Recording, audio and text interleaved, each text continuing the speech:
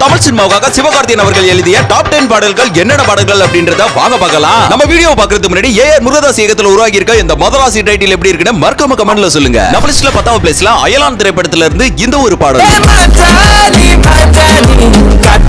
நம்ம லிஸ்ட்ல 9வது பிளேஸ்ல கூர்கா திரைப்படத்துல இருந்து இந்த ஒரு பாடல்.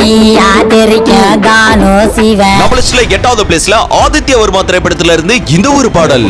இது என்ன மாயமோ எனக்கு. நம்ம லிஸ்ட்ல 7வது பிளேஸ்ல நாய் சேகர் திரைப்படத்துல இருந்து இந்த ஒரு பெஸ்டான பாடல்.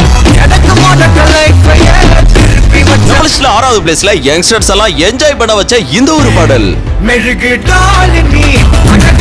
நம்ம லிஸ்ட்ல 5வது பிளேஸ்ல எதற்கும் துணிந்தவன் திரைப்படத்துல இருந்து இந்த ஒரு பாடல்.